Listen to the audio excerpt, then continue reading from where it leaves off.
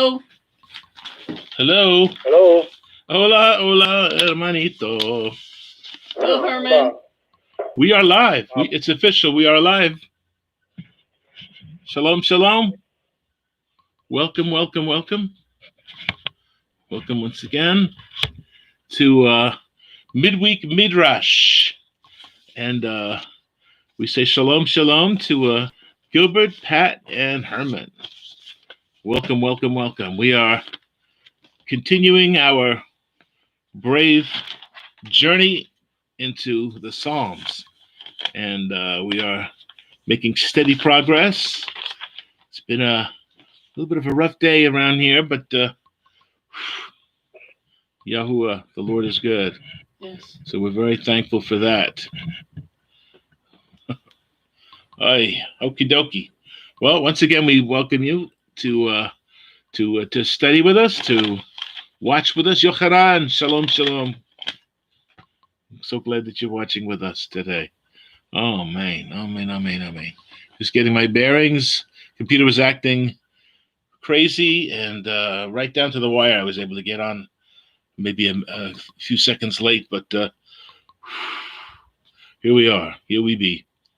So, again, we have been endeavoring to go through Psalm 119, which is an amazing psalm because it represents all 22 letters of the Hebrew alphabet, 8 verses within each.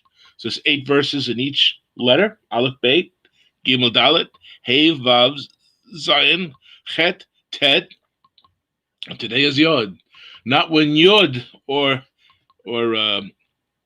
Tittle shall be removed from Torah till everything is fulfilled. Yod is the smallest of the letters of the alphabet. It's like an apostrophe. It's like a small comma that's suspended up in the heavens. But it's a significant number because a lot of great names. William, shalom, shalom. Excellent. Excellente. 176 verses. 8 times 22, 176. 8 sections, 8 verses times 22, 176. And it is an acrostic, as I just described to you. And we're up to the Yood today. And again, the psalm declares the glories of the communication of the eternal Yahuwah, which is how we pronounce the sacred name of the eternal Creator, who was, who is, and who shall be, all glorious through eternity. He is the one who was, who is, and who shall be, who was, who is, and who shall be, the pre-existent one, the one who loves us and gave us his commandments, who gave us his Torah, testimonies, statutes, precepts, decrees, judgments, commandments, and his word, spoken and written. And we're grateful for this communication that's this Elohim breathed communication, because all scripture is given as inspiration. He breathes. As we speak, we breathe our words out into the atmosphere. And the eternal Yahuwah, our Elohim, which is how we say the word G-O-D, where that is the word that's described in the Tanakh, the Hebrew Bible. And we proceed with that idea. And again, I'm a little out of breath because we just had a little panic time with regards to the computer. It was not allowing me to go on with this beautiful camera. Otherwise, you wouldn't be able to see me. And I don't want to deprive you of that, the little pleasures in life. And if you're not, who knows what's next? If that's taken away from you.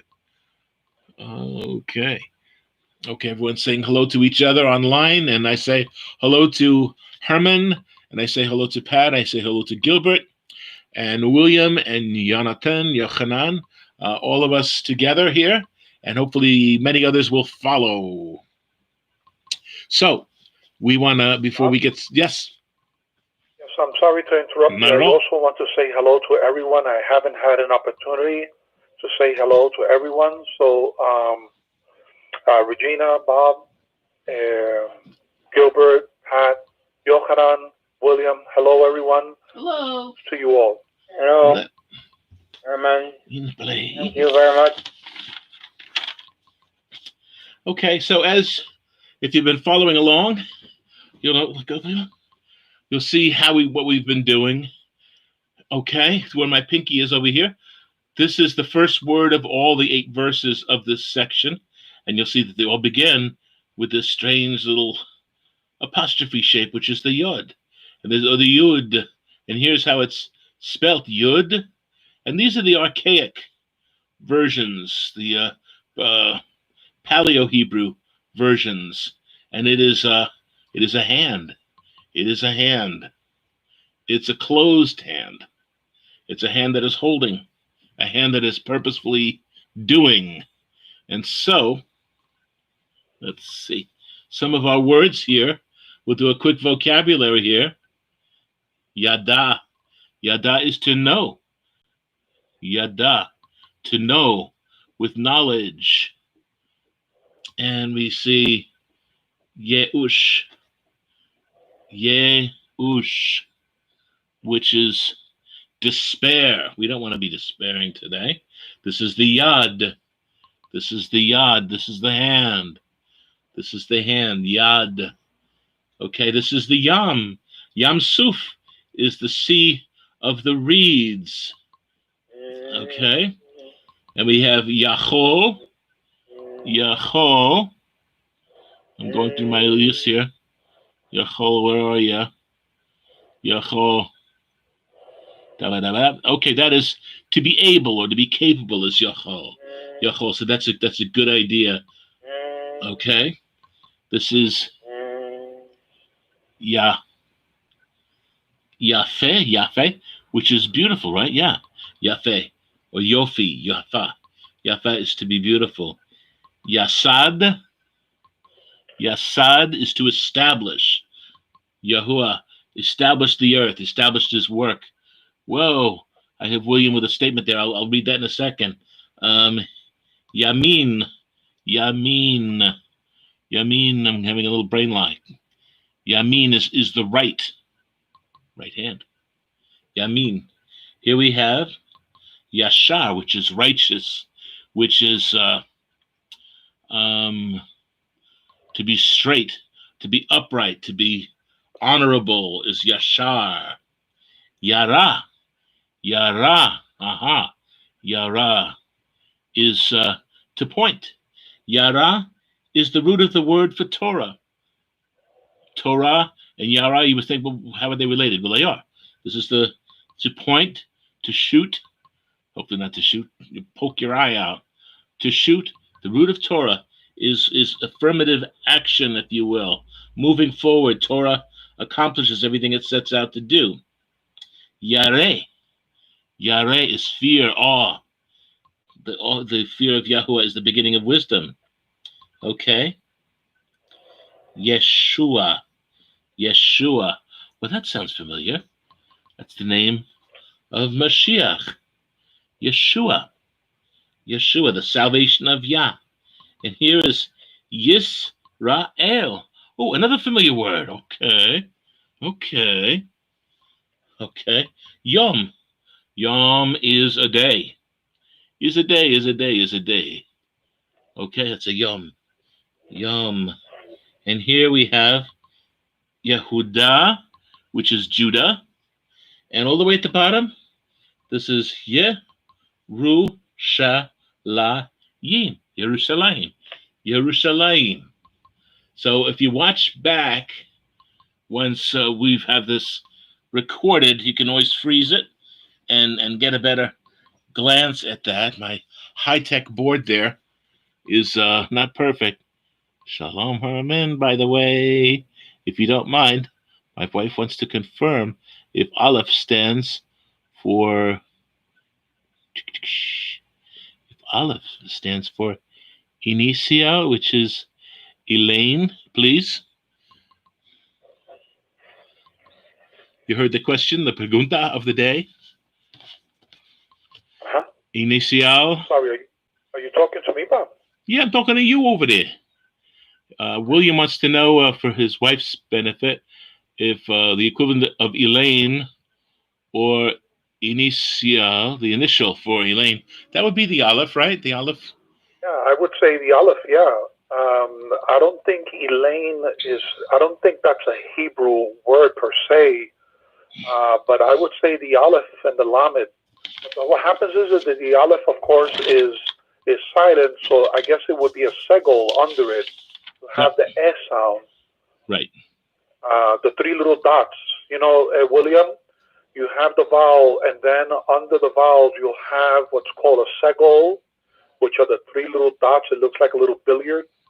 So I guess it would be the aleph with a segol under it, and then the lamed. But Elaine, I don't think Elaine. Let me see. Ilana maybe would be a Hebrew name close to it. Ilana, something like that. Wouldn't a hirik be better under the aleph? E? No. With the E sound? Well, yeah, it would be E. No, I don't know. Elaine, because what happens is that the E sound is from the English, but it would be maybe like Elana, something, I guess. So it's I would say a sere, aleph sere. So it would be aleph.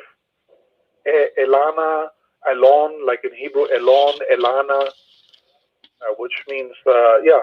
So I would say, William, off the top of my head, an aleph, which was the first letter, and then with the little segol, the three little dots under it. Okay. All right. So before we get started in the official teaching, the official spiritual ramifications of the thing, Gilbert, would you please do us the honors of opening in prayer? Yes, sir. Avinu, my King, my Father and King, once more we thank you to be in your presence this evening, dear Father.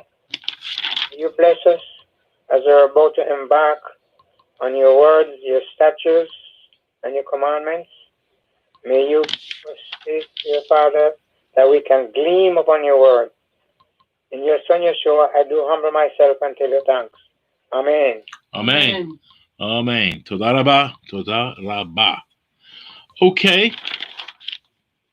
Okie dokie. So, if you would do us the honors, Herman, of reading in the English from 73 to verse 80, which is number 10, letter number 10 of the MIDrash. Again, number 10 is significant. It's the number of judgment, of royalty. So it has a significant 10.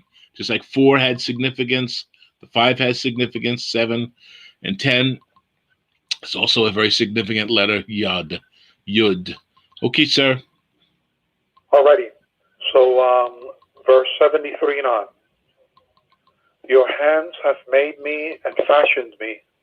Give me understanding that I may learn your commandments. Those who fear you will be glad when they see me, because I have hoped in your word. I know, O Lord, that your judgments are right, and that in faithfulness you have afflicted me. Let, I pray, your merciful kindness be for my comfort, according to your word to your servant. Let your tender mercies come to me, that I may live, for your law is my delight. Let the proud be ashamed, for they treated me wrongfully with falsehood, but I will meditate on your precepts. Let those who fear you turn to me, those who know your testimonies. Let my heart be blameless regarding your statutes, that I may not be ashamed. Amen. Amen. As we've been seeing, all these little groupings of 8 have a growth pattern to have a build up, a crescendo, as a beautiful piece of art as well as prophetic and inspiring. It also has drama, has a great deal of drama and passion in these verses that we're reading. So this is where we start with verse 73. And here we see, by now, I gotta come over here. Okay. Yadecha. So by now we recognize the cha as being of you, yours, of you. So yadi, yadecha, which is your hand, or your hands. Your hands, the hands of you, asuni, the hands of you, they made me, okay? Va ye chon nu ni. Okay. Va ye chon nuni. Okay. They formed me. Okay. They made me, they formed me, they shaped me. They gave me contours, they gave me definition. Your hands did all these things. In addition, what else does it do? Ha vi nani. Havineni. They make me understand. And being is the word that this is based on, which is understanding. It suggests us to distinguish between one thing and another. They give us how we describe that word as it gives us knowledge, but it also gives us deference, perhaps. It gives us Discernment, to discern, discernment. understanding. Yep. All that is part of this understanding, okay? Your hands have shaped me, they form me, they give me the ability to discern. They give me the ability to, we usually use the term,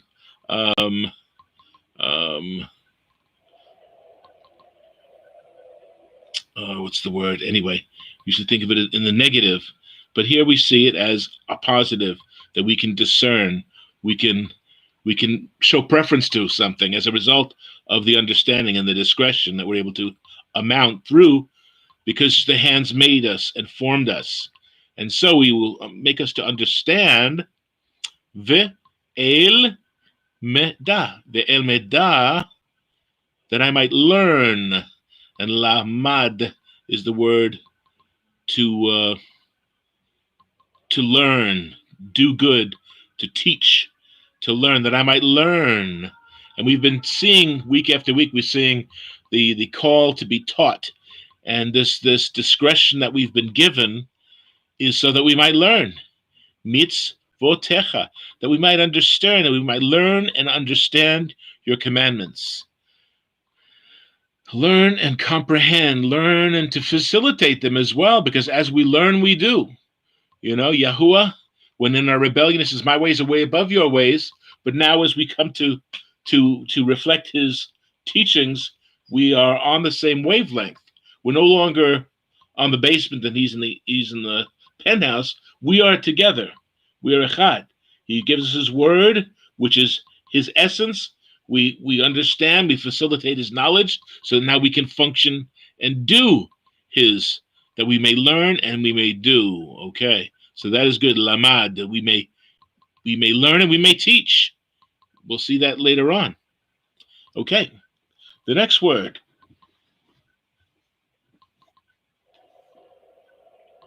Yere echa. Yere echa. Okay. Yere echa. Yere echa. So we have the ones fearing you.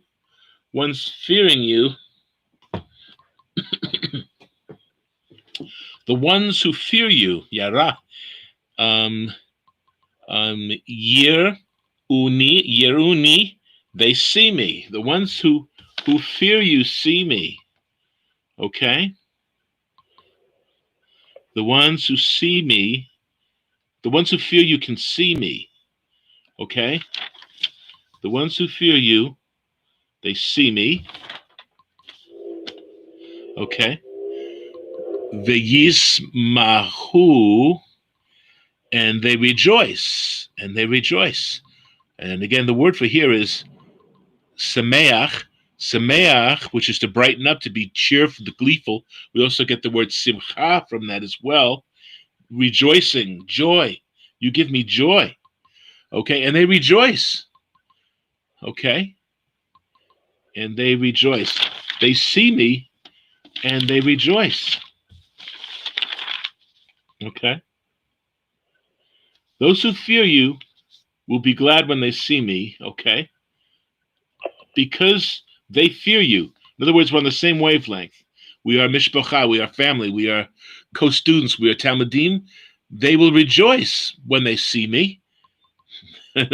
not roll their eyes when they see us, right? But actually rejoice when they see me. Ki li devarecha. Okay? Devarecha. And here we have devar right in the middle of that word. Because your word, in your word, in the word of you, ye Yichalti. I will hope. Yachal is the word that we get hope from, to wait, to tarry, to be patient. We hope in you. We linger with you. We're patient with you. Avraham, the father of the faith, from the rock from whom we've been hewn, waited 25 years for Yitzhak. 25 years. That's a quarter of a century. But for Avram, he had to become Avraham. He had to endure various teachings. As it says here, your teachings, we are willing to learn his teachings. What he is, we need to learn and replicate what he is teaching us and live what he's teaching us. They will rejoice, for in your word I hope. Okay? Because we hope in the word, those who fear Yahuwah will be glad when they see us, because I've hoped in your word. So that's the reason why they're rejoicing when they see us, because we hope in the word. So when they see us, they know that we represent Yahuwah. Wherever two or three are gathered in my name, there I am in the midst, by his word. Not just because we're supposedly believers and we're hanging out talking about the ball game. No. Wherever two or three are gathered in my name, there I am in the midst, because we're speaking his words. Just like when we talk about the proper observance of Shabbat, when we take our pleasures and put them away and speak his words, no longer speak things that are relevant to our work or our play. No, Shabbat is for the elevation of the word in communion. We commune with the word. When we speak the word, we hear his voice. We hear his voice and come to a deeper understanding of who he is. We hope in him. We wait for him. We tarry for him. So to hope in him means that we can linger. We linger. We don't get the fast food drive-through where we talk to a clown and we drive around and pick up our fast food from the window. Drive-through, right? We don't do that.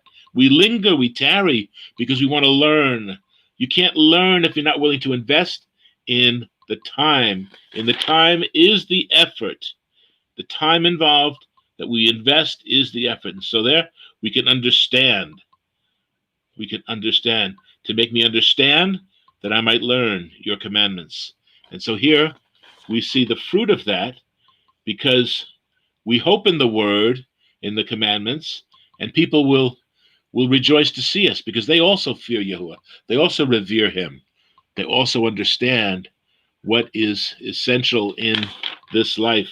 We need to fear, to revere Yahuwah. We need to understand him better. That's our life. That is a wonderful future that we have. Okay, you're off the screen this way. You have to move it more towards me. Okay. Where's the pen? I will not. Okay. Yada-eti. Yada-eti. Yada-eti. Interesting word, right? Yada-eti. Yada-ti. We have yada in there, which we spoke about, that I know. I know. Yadati. I know. The T at the end means it's me. The cha at the end of the word means you. So we communicate with our Creator, and we give him due praise on how it affects us. Because those who fear Yahuwah will rejoice, because we are ingesting his word and adapting and living his word. Yadati Yahuwah. I know Yahuwah. Ki tzedek, that righteous, mitzpatecha, that your righteous judgments. I know, Yahuwah, that your righteous judgments, okay, they're righteous, they're right, they're correct. In the psalm that we read in the English, that your judgments are right. Yes, they are tzaddik, they are tzadek, tzedek in this context, in the pronunciation, tzadek, that your judgments are righteous, they are right. Va emunah. The emunah, we should know what that means. Faithfulness. Emunah. To have that faith, to have that trust, that wonderful, wonderful faithfulness. Okay? Emunah. Initani. Initani. You afflicted me. You afflicted me, and that in faithfulness you have afflicted me. Remember, last week we talked about the afflictions that come upon us, that we don't go astray. Remember the last letter that we dealt with. It talked about the afflictions, and I talked about it from experience, about being afflicted. So now we are paying greater attention. You see, we were on the path to do wrong, and he came along, and now we do right. Okay? Your faithfulness, you afflicted me in your faithfulness. That's a strange way of expressing it. It's a strange expression.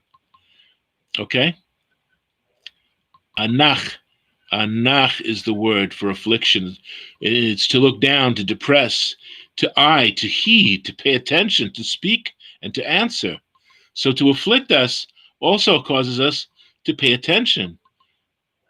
You afflicted me. You caused me to pay attention. You caused me to speak and to answer, to eye, to heed, to pay attention. So the affliction causes us to pay attention, to take heed of whatever we're enduring, because it's not an end in itself. It's a means to a greater ending, which is always going to be in the right spot where we need to be at that particular time. So please feel free to comment as I go along here.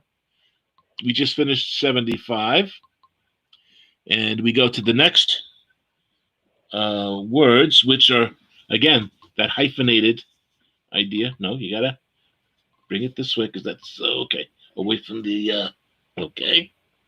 Yahina. Yahina. Yahina. Okay. Yahi, which is maybe. Okay. Let, I pray. Yahina na. Yahina. Now may he be who? Chasedecha. Chesed. Chesed is unfailing love, the love of you. Now may your unfailing love, your merciful kindness. Now may your merciful kindness, okay, as a prayer, I pray, may he be now in the idea of a prayer. Le nacha meni lecha le nacha lenach lenacha meni. Sorry about that. To comfort me. Nacham is to sigh, to pity. It's a form of consolation. Okay, we are comforted. We are consoled. The unfailing love, the merciful kindness gives us comfort. It reassures us. It's like a mother's embrace. Feeding the child, embracing the embrace of life, where the child can nurse, from the sod, which is the nursing breast, and from that we get Shaddai. So when we think of El Almighty, El Shaddai, we think of powerful, we think of moving mountains. But what's more powerful than nurturing and feeding a new life that depends completely upon you? That's where mercy really enters in, the unfailing, merciful kindness. They comfort us. The lullaby that the mother sings or hums while the child is there and rocks the child safely. What more comforting, position is there? It's wonderful, right? They comfort me. It says, ka im ratecha, as your promise, or as, again, imra, the spoken word, the word that's given life and expectation in its deliverance, in its utterance. They comfort me as the spoken word, le avdecha, to your servant, according to the word, to your servant, you comfort me, the promise. It's interesting that the word for imra is often translated as promise. His word is his bond. He is as his word, even as Mashiach is of him, and he is of Mashiach. So we see the word, wherever two or three gather, he's there in our midst. We assimilate that word. We live by that word. That word keeps us safe. And he might have to afflict us from time to time so we don't stray from it. The nursing child, what's the worst thing? You deprive the child of the nourishment, right? That's why the baby cries and has a fit. That's all it really knows how to do. To cry, to burp, to poop, and that's pretty much it. That's the busy life of a baby, right? So we are like that too. We are inconvenienced. Our nourishment has been cut off. So we're comforted by the promise, by the word that he gives his unfailing love. May he he gives it to us now when we need it, as we need it, that dose of his promise, of his word to your servant, understanding that we are of Decha. We are your servants. We are not your big shots. We are not your this, your that, and fill in the blank of whatever prominent thing that we think we are. No. First and foremost, we are his servants. If we don't identify with the term Eved, we really can't advance any further than that. We want to be great. Oh, I want to be great. That's why I want to have a big name. No, you got to be a servant of all. You got to serve everyone. Okay, everyone sit at the table. You got to go serve everyone their food. Okay, I thought I was the big shot. You are the big shot. You get to serve. The Son of Man did not come to be served, but to serve. And if we don't have the mind of Messiah on this matter, it's going to be a little humiliating, because we'll be in a position of being, told, you're sitting up front. Your place is all the way in the back, actually, right back there, by the door to the restroom. That's where you were told. That's where you're sitting. So, again, please feel free to comment on anything. I'm flying solo here. So that's verse 76. Okay, so next verse here.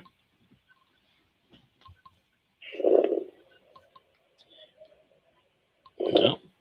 Well, let me move this. I'm gonna fall. Something's gonna fall. Nope, didn't fall. Okie dokie. Ugh. Okay. Okay. Yevo uni. Yevo uni. Yevo uni. Yevo uni. Let them come to me. Let them come to me. Levo uni. Thank you, Missy. Okay. She's got the toughest job here. Hey. Leva uni. Let them come to me. Ra cha mecha. Rachamecha. And that's got to sound somewhat familiar when you hear Rachem. Rechem. Rechem. Racham is the tender mercies. It comes from the word to fondle. So here, see how this all comes together. The mother embracing the child, offering the milk of the word, for which that child will be weaned in time. But you don't rush it. You don't rush it. That child will need to nurse as long. That's why it's not, okay, 2 years and 7 months cutoff time. No more. No, everyone's different. Everyone's different. You have your training wheels on your two-wheeler as long as you need to, but when you're ready, you know you're ready. You know when you're ready. You know. So rachamecha, your tender mercies, your compassions, and again, the word rechem, the same 3-letter root of the word, also means the womb, the matrix of life. The miracle of life. I mean, the mother has this fertilized egg in her, and she creates this 5-story apartment building with a gymnasium, a restaurant. Everything is in there. It's all in there. And when the child is born, it's gone. And all of a sudden, she's the way she was 9 months ago. So Yahuwah, in his wisdom, created this womb of loving kindness, this home, this bait, in which this child will be fostered, where he can grow, where he learns how to suckle in the womb, where it says, what are you sucking your thumb for? You're getting your nourishment through your navel. Ooh, that's delicious. Let me try a little of that. And thankfully we have the ability now to eat solid food. But when you're in the womb, you're getting your nourishment here, but we're learning, we're training. And people could say, hey, that's an action that has no application, the practical application in the real world that we live in. Well, Messiah says, To enter into life, you need to keep the commandments. So this child grows, whether it's 9 months on the nose, whether it's 8 months, whether it's 7 months, whether it's 10 months. Again, there's no set in stone time for these things. That's why when the child is weaned, it is an amazing thing. That's why we understand that, and we come to know the greater truths. And in fact, I mentioned this to William, but there's a verse in the Torah. It's in Exodus twice. It's in Deuteronomy once. 3 times it's mentioned in the context of making offerings and first fruits, the bikurim and the tithe. And there's this verse that's thrown in there, which most people just assume that's what pagans did, and it's disgusting. And that word is do not boil a young goat in its mother's milk. And it's there 3 times within the context of first fruits, of making an offering, appearing before Yahweh with not empty-handed, making a presentation. And the word is gamal, which means to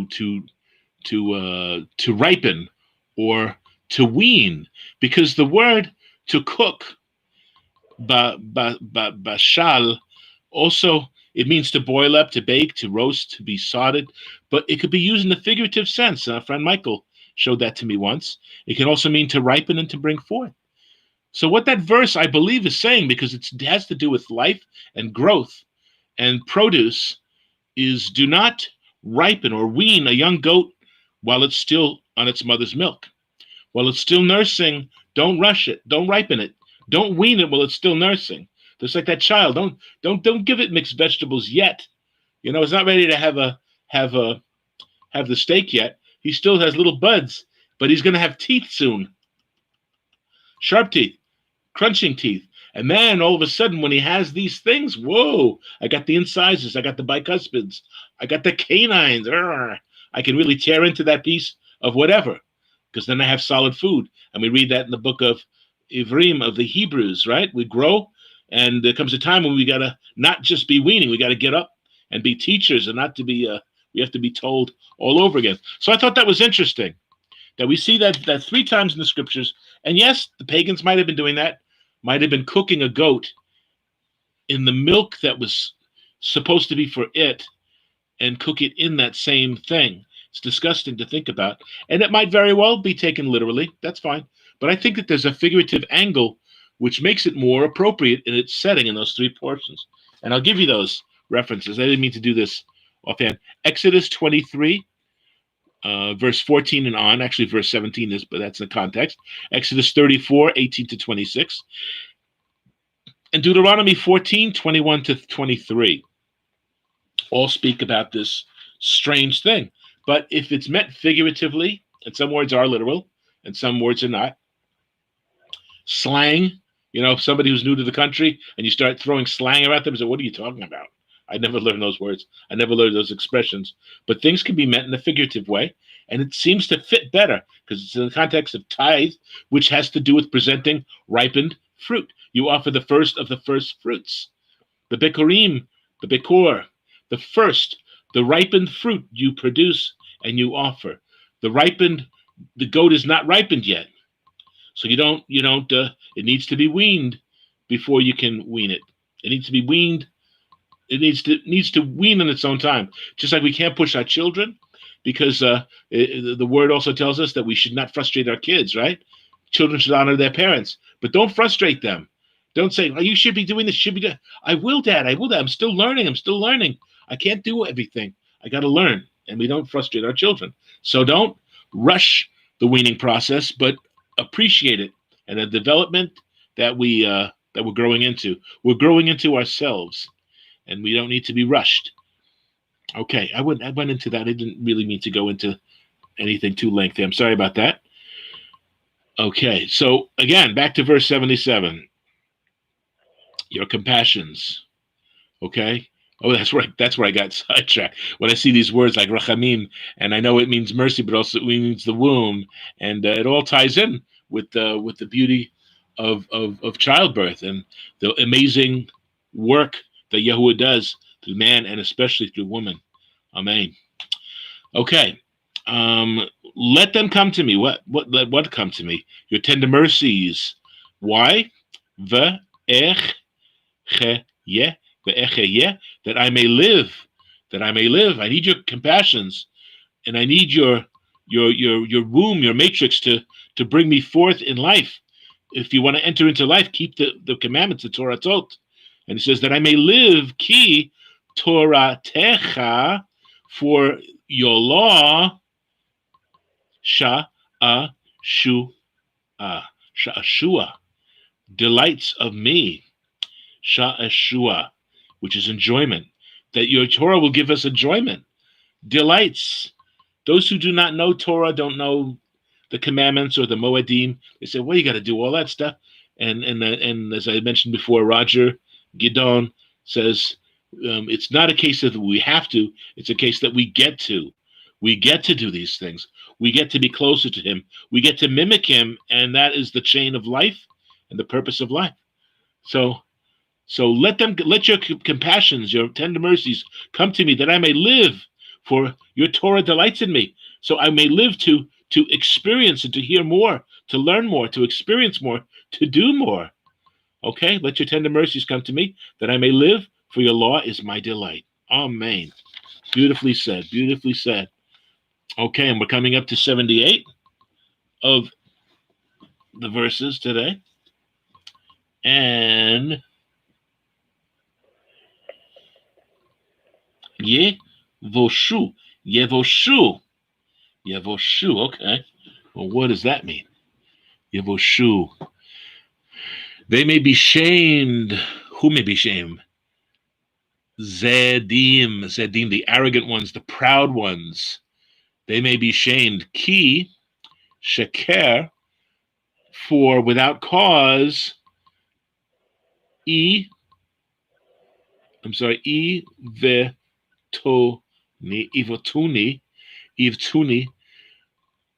they wronged me. I,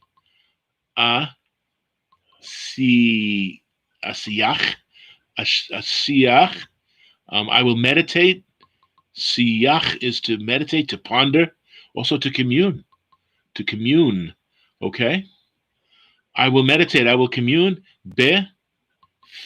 Bifudecha, on your precepts.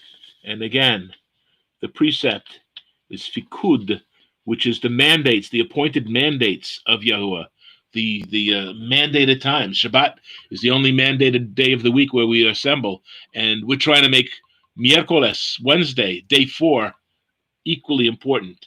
And William gets it, Yochanan gets it. I hope everyone else gets it and comes and joins us every week at this time. Hopefully the next time I won't be freaking out over the computer not working, because I don't want to disappoint. I don't want to disappoint. Okay. Again, is everybody still there? Yes. Yep. I'm here. Yes, Bob. I'm here. Okay. Please dive in. Please comment. Please rebuke me if I'm speaking falsely, and keep me moving. I mean, yeah, you're teaching, so I don't want to be, I don't want to cramp your style on your teaching there. Hey, my style's been cramped. When you're through for the questions and answers, then we will do our part. So keep on teaching. I remember in going to the school, my teacher usually said to me, when he is giving a dissertation and you put your hand up, he said, don't worry, hands down. Hand down. Then you'll get all the answers that you need. Okay. Okie dokie. All right, I'll share a few things here. Okay. Okay, so as we all know, we're in section Yood, righty? And the Yood is a very interesting letter. Of course, it has the numerical value of 10, but the Yood is not just a consonant. At times, it functions like a vowel. In fact, there is something called the MIDrash lecciones, and that's spelled MATRES MIDresh, Lecciones, Lectionis.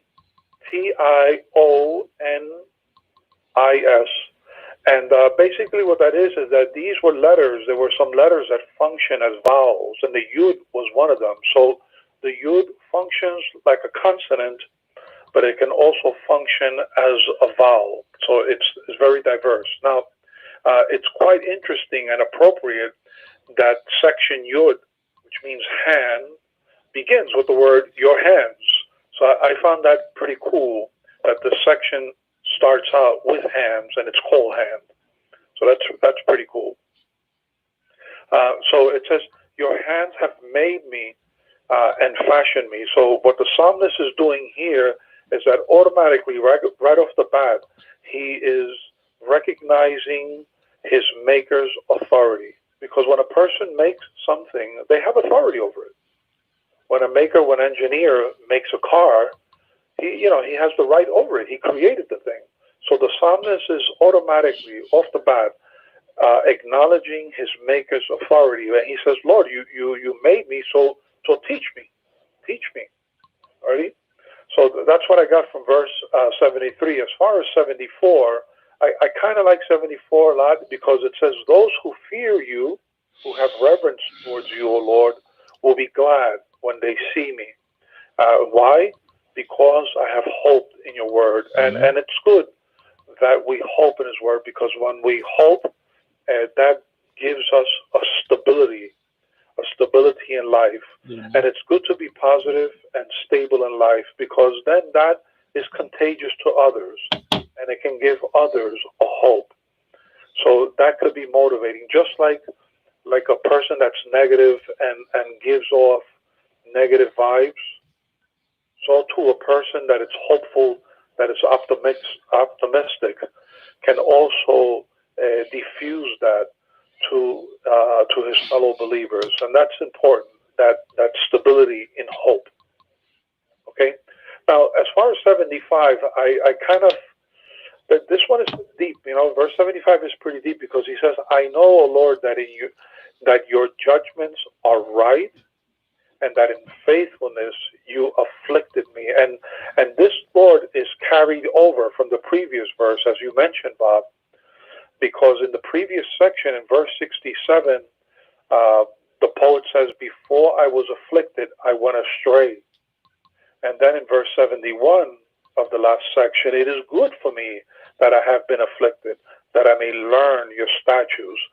So here in section Yood, he carries that thought over, and he's saying, you're afflicting me, you're allowing me to go through this hardship, but I know that your ruling is fair, it's right, it's just. And that's a very difficult thing sometimes, because it hurts. Sometimes when we go through that affliction, it hurts, whether physiologically or emotionally, psychologically. And then this is why he follows up with, be merciful, be kind, be tender. Your tender mercies, let them come to me, because he acknowledges that the Lord is correcting him in affliction. Yes. That the Lord has the authority, he has the right to do it, but then he wants the Lord to balance that out with mercy, kindness, and with tenderness as well. So that's beautiful. That's beautiful. We see a balance there. We see a balance in that. So I kind of love that. Let's see, what else can I get from that? And then, of course, he's contrasting the proud. In verse 78, let the proud be ashamed. But he doesn't want to be ashamed. In verse 80, he says, let my heart be blameless regarding your statutes, that I may not be ashamed. So this concept of shame has come up quite a few times in Psalm 119. It's a big deal for the poet, this concept of shame, because as you said, Bob, it limits us. It keeps us down. It prevents us from shining, from excelling when we are shamed. Yes. And there are a few other things, but we're running out of time. I don't know if Gilbert wants to share a few points. Yes. Psalm 73, thy hands have made me, and fashion me. Give me understanding that I may learn thy commandments. And it states in Job chapter 10, verse 3.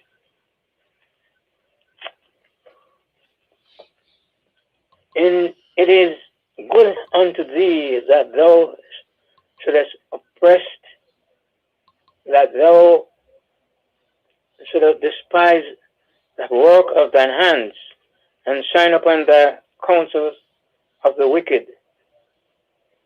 In truth and in fact, he fashioned us, he made us, and by his hand, and at the same token, the wicked he will destroy. As you had said earlier, Herman, a car maker makes his car, and he can do anything with it.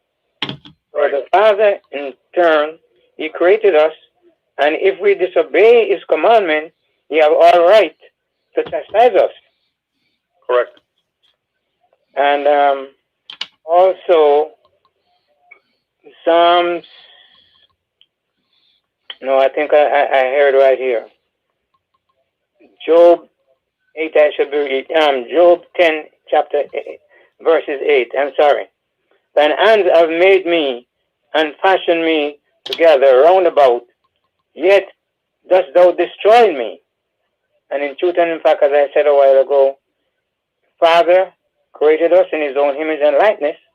Once we transgress against his laws and his precepts, he will destroy us, because he warned us that we should live according to his laws.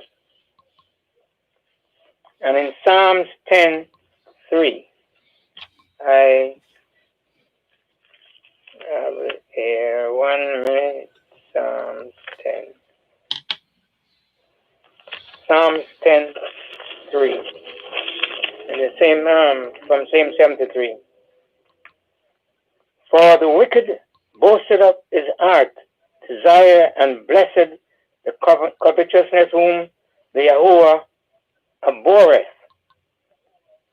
When you are a wicked person, your heart is wicked, is not clean. From within, outwardly you may look like you are clean, but within you are wicked. And the Father will abhor you. He will not at any time accept your behavior. Also, let me see here. I think I have one more here. 78.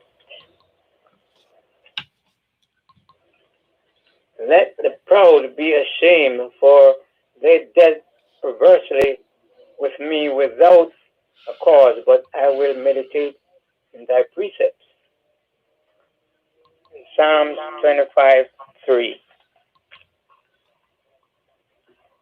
Yea, let none that wait on thee be ashamed. Let them be ashamed which transgress without a cause.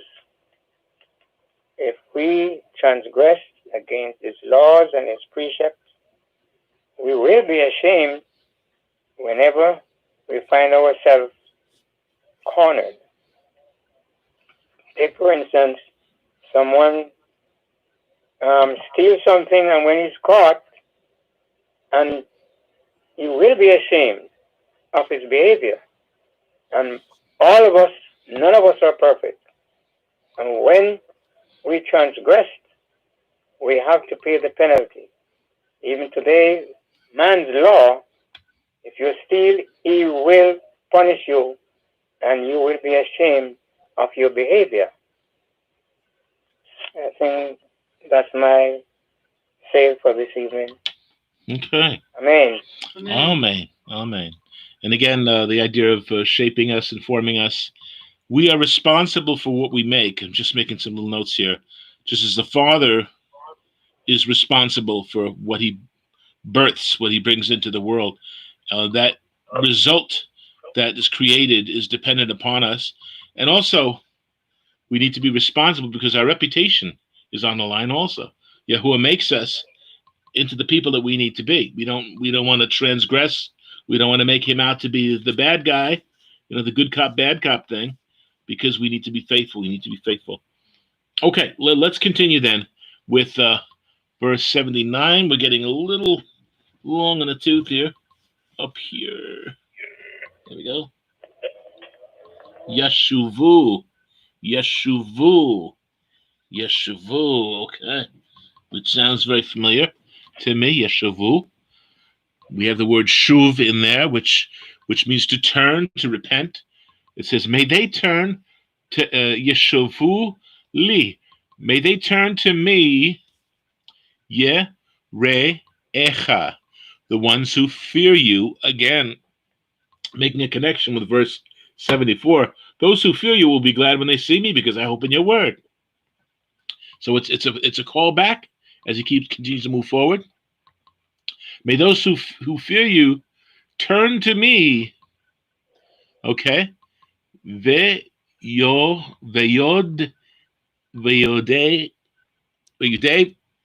excuse me, which has the root of the word yada, the one know. Okay. May those who fear you turn to me. The ones understanding. Let's see. Okay, let those who fear you turn to me. Let those who know your testimonies. Okay, so that seals the fact that they fear Yahuwah, because they understand, they know, they comprehend, yada, intimately know. And again, the idea of yada, we're talking about the whole cycle of life. Yada, Adam knew his wife, and then that whole process began with the womb, with the nursing, and then ultimately the weaning, which is where dad really needs to kick in, where dad needs to be there and to be the mentor of that child. I spoke of that last Shabbat, in fact. Needs to be the mentor. Say, well, the mom does all this stuff. Yeah, but the man's got responsibility for his children, needs to rear them and teach them in the admonition, fear and admonition of Yahuwah, the Father, and do his job, do the work.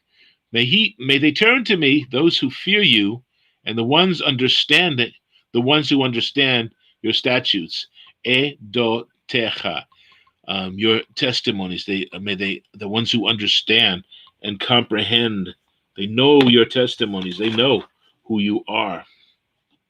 Okay? And finally, the last verse. Let's see how he sums this up. But interesting, he brings into the fact that he has a good relationship with others who are of like mind. He's not isolated. He's part of the body. He knows what needs to be done. And here we have, again, the second hyphenated words that we learned last week. Okay. Yehi libi, libi. Yehi libi, which means may he be. Okay, we have the word with the hey and the Yood. Vehu haya vehu hoveh.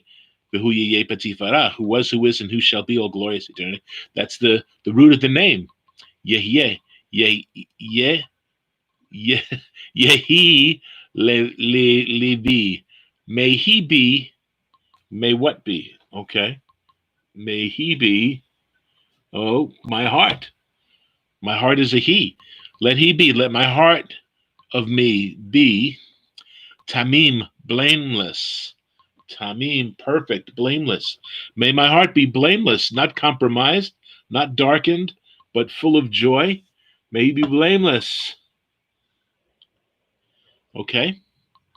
Behu kecha, may be blameless toward your statutes, regarding your statutes.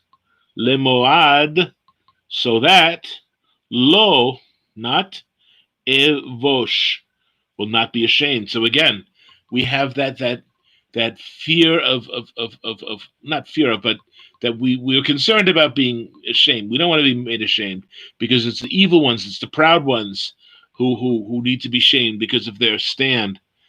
May they be ashamed, the arrogant ones, without cause. They have wronged me.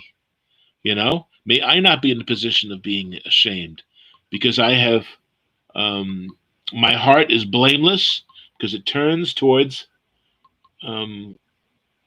blameless regarding your statutes, that I may not be ashamed. So again, we don't want to be exposed. We don't want to be exposed as fraudulent, falsehood, It even came to the time where we needed to endure some hardship in order to get us on the right track, to get the proper training and to understand better. So we don't want to be ashamed. May my heart be blameless towards your statutes, so that I will not be ashamed. When we are inspected, search me, Elohim. He says this in Psalm 139.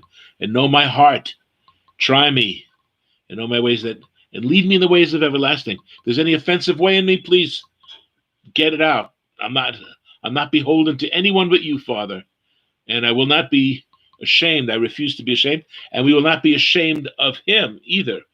We don't want to be ashamed, because Yeshua said, if you're ashamed of me before men, I will be ashamed of you before the Father.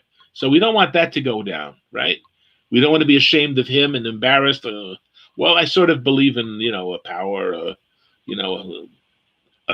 whatever it is, whatever he or she might be, We say amen and a women, as that knucklehead in the House of Representatives said the other night.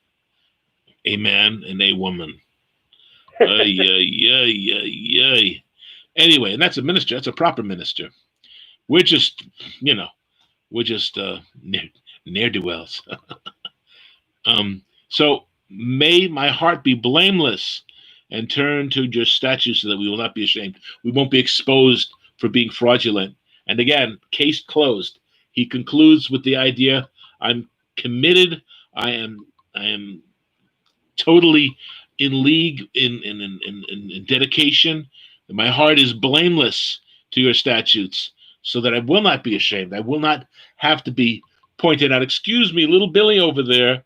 Everyone seems to get it, but you seem to be a little disruptive. No. There's no shame. We're not going to be singled out.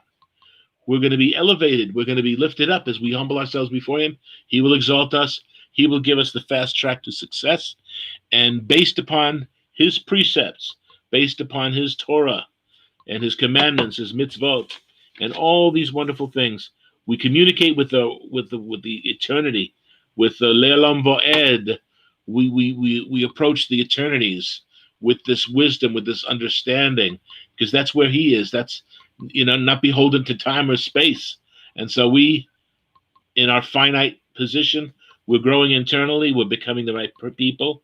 We're not being weaned ahead of time. We are overly weaned, and when we still want to hang out and drink milkshakes all day. But we are. That's when we're singled out. It says, look, you should be teaching, but you need to be taught the basic stuff all over again. You need to go back to your little Dr. Seuss ABC book and one fish, two fish, red fish, blue fish. You need to immerse yourself in that to get the deeper teaching of Dr. Seuss. Anyway, that's where we're going to conclude here. I'm going to just do a reading of this to go from verse to verse to get, again, we broke it down. We read it. We broke it down, and now we're going to do one more reading with the concept, connecting everything. So it's not just a cold reading, verse 1, verse 2. Let's read it as a commentary. Let's read it as a flow, as it is. There wasn't verses when they wrote this out. It was a musical presentation. Okay, let's start.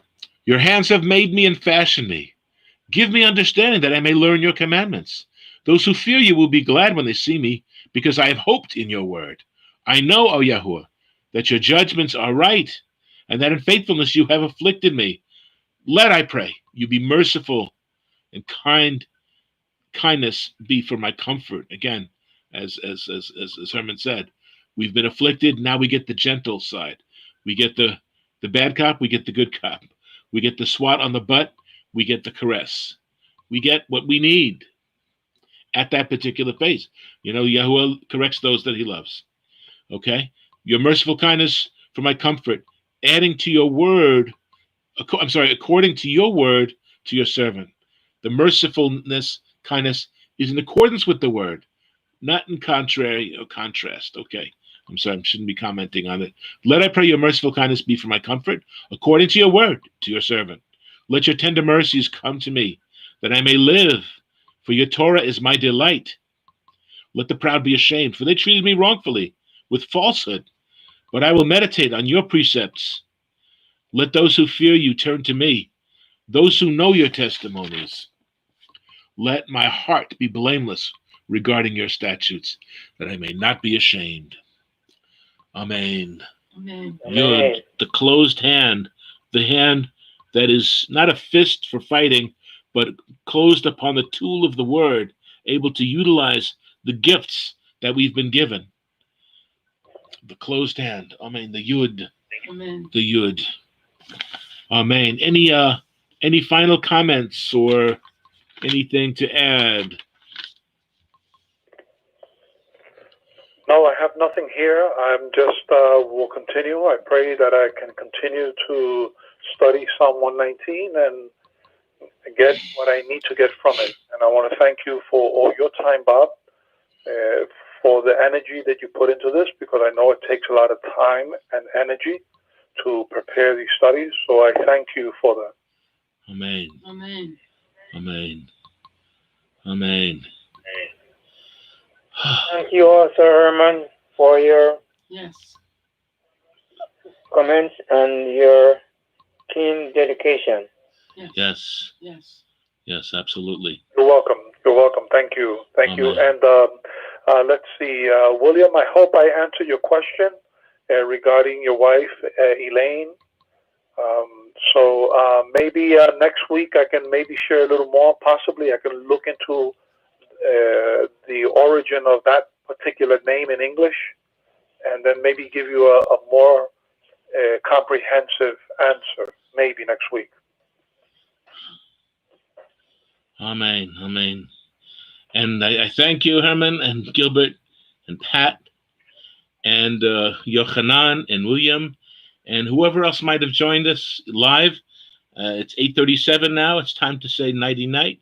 But be with us each week at 7:30 p.m. on Wednesday. Tell people about this. We have a backlog of these lessons from the Aleph, Beit, Gimel, Daled, Hey, Vav, Zion, Chet, Tet, Yud. And then we continue. We continue next week with this wonderful, glorious psalm, which teaches us deep, deep things and how we need to be more appreciative of the gifts of the Most High. And again, I thank you all for watching, for being with us, for giving us your valuable time, and it's much appreciated. And we will say, for this evening, we say, Shalom, Shalom, and Lehitraot. We will see you later. Be well, my friends. Laila Tov. Laila Tov Lehitraot. Amen. Good night, everyone. Good night. William. Night, night. Night, Good night, night. Good everyone. night, everybody. Night.